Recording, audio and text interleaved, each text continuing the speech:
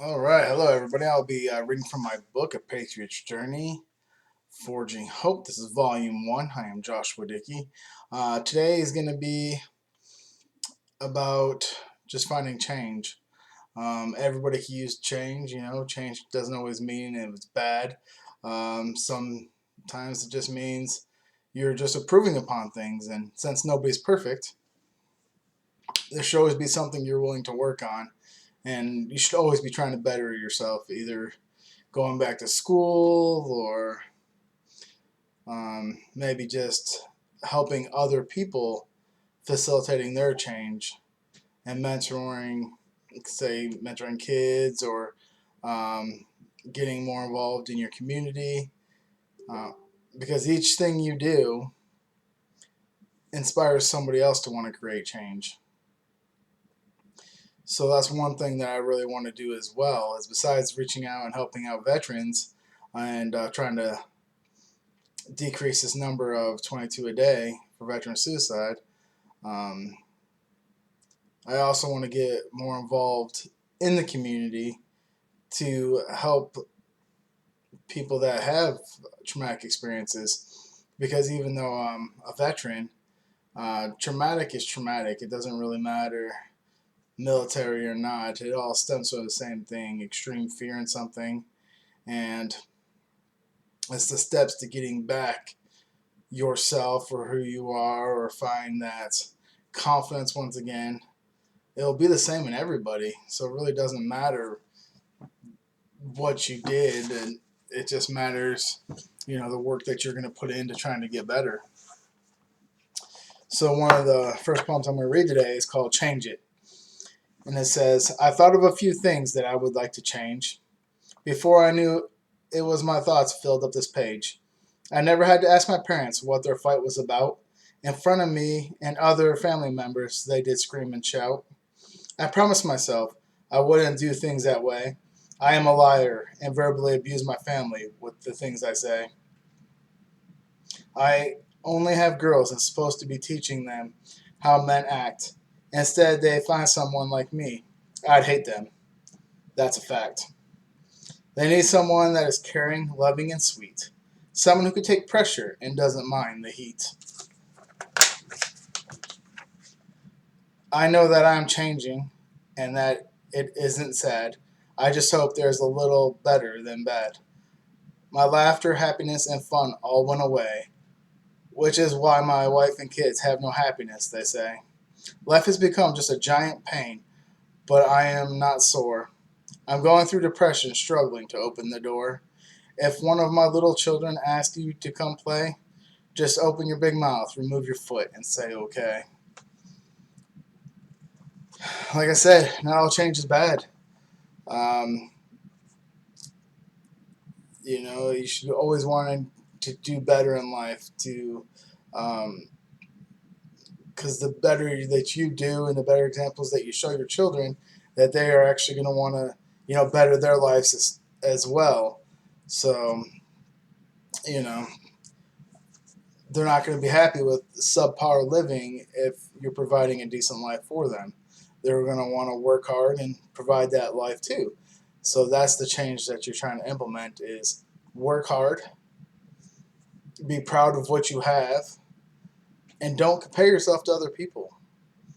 Because if you start comparing yourself to other people, then you're not worrying about you and what you're doing to better yourself. Now you're worrying about other people and what they're doing and what they're having. And people run their own races. And some people just start off with more money than others. And there's nothing you can do about that. So why worry about something that you can't control? Do what you can control. Hey, I can control me going to school. Hey, I can control me getting better grades. I can control me having not much of an attitude. I can't control volunteering to help out at, uh, at the what do you call them, soup kitchens, or handing out things to the homeless. There's a variety of things that you can do if you want to help, and you just have to be willing to sacrifice your time, your effort, sometimes your money to get there. I'm willing to sacrifice my money to make sure people have stuff. Especially this book, I've been hearing time and time again how this book's been helping people. And the ones that have the money to buy the book, thank you, I appreciate it. And you're helping me provide somebody that doesn't have the funds a copy of this book, and this is going to help. This has strong possibility of helping them provide that change to them. So it's just simple things that anybody can do, and just be proud of what you do accomplish. And it's okay to have goals. That shoot for the moon, but also have goals that are attainable. That you can measure, that you could just be proud that you're accomplishing things. Because if you keep having things that you're never going to see the end of, and then you're not going to make that change and feel that you can accomplish anything because your goals are never obtained. All right, the next poem I'm going to read is called Regret. There's one swear word in here. It's the S word, and I'm going to call it a different word than what it's supposed to be. But the poem's called Regret. Going through depression, it is hard to admit. It is because you realize that it isn't sheet. I used to think that only that weak struggle with mental problem. I think it's because I thought they're not smart enough to solve them. During the day, all of a sudden, I'd begin to cry for hours. I had no idea I had problems, and I am one of those cowards. I was in denial with everything, just wanted things kept in the past. The more people that knew my problem, I'd tell them kiss my bass. My wife had begged and begged for me to talk to someone. I thought, fine, to make her shut up, I'll do it. And besides, it could be fun. I went for several weeks to doctors I didn't trust. First 8 sessions were pointless, and I felt they were a bust. Finally, I found someone to let into all of my pain. When the floodgates opened, the tears came pouring out like rain. Who would have thought I held in so much pain within? I jumped around a lot, unloading who I am and where to begin. I'm going to start with the hardest, darkest, painful part. This is the last time talking about my childhood start. Every time I shared a story about myself, starting at the beginning, I always feel like a little step towards recovery and winning. Now, while you're going through types of counseling and you're talking to all these different types of doctors and um, every time you start talking about a situation, um, it gets less of a hold on you. So each time it'll get a little easier. I'm not saying it's going to be all of a sudden super easy where you just kind of just spit it out and it's not a big deal. I mean, eventually it might get to that point. Maybe if you told that story 5,000 times, then maybe, but once again, this is all dependent on the person, the type of trauma, how much work you're putting in to get better, um, and how much effort you are putting or how much trust you're putting into the tools that you're being taught as well.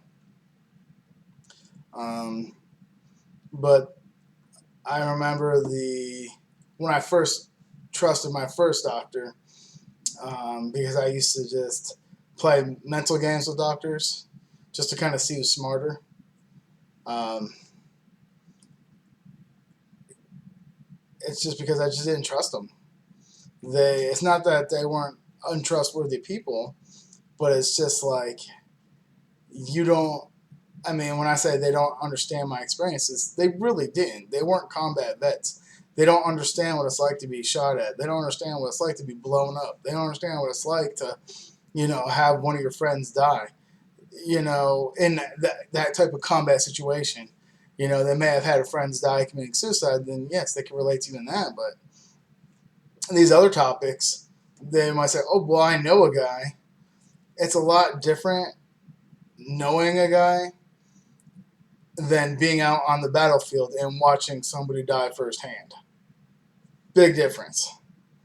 Um, so a lot of these psychologists, psychiatrists just didn't have that experience, and I just didn't trust them. Then finally got hooked up with one of these Nam dudes that was a psychologist, and he was one of the first guys that I was actually able to talk with about a bunch of different things because he actually understood.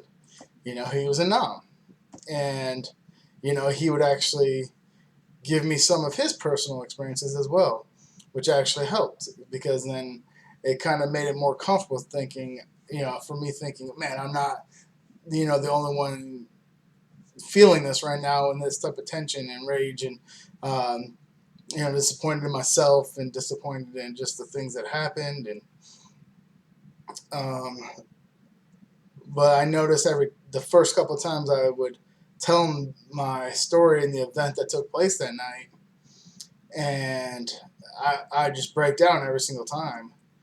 And this went on for weeks. But each time I would break down in a different part. So it was never consistently the same point. And it was kind of a way of me um, processing, the chain of events or the course of action that was taking place or my responsibility levels. If I was being too hard on myself, which, 9 times out of 10 I am. People think I'm harsh and mean to other people, but I'm worse to myself. So if you think I'm judging you and telling you you're wrong, just imagine what's going through my head. It's, I always expected perfection. I've always expected to, always be that top performer. And when I didn't get it, or when things happened that didn't translate to that, then I started having a lot of issues. But a lot of this regret comes from thinking that I was the only one experiencing it. And it doesn't mean, oh, hey, it's too late, it happened. Regret just means maybe you just feel like you started too late in the game. But that was just your thoughts. It's not really too late. It's just what you were thinking, or is what you were thinking. Because I regret every day yelling at my family and using harsh words towards them. But I'm trying every single day to make that. I can't unring a bell that's been rung, so I can't take back what I've said. I can apologize to them, and I can, show them that I'm actually sincere. By not raising my voice anymore or not using certain words anymore. Um, Maybe doing more activities with them to show them, see, look at this is me changing. I am trying to become, the dad that you guys wanted, somebody that's playing games and playing with you guys and, being there for them. And I've always told them, now that I'm out, I'm never going to miss another activity that they have. And I was working in California, and I'd drive home Friday night right after work just so I could be home for whatever activities they had on Saturday.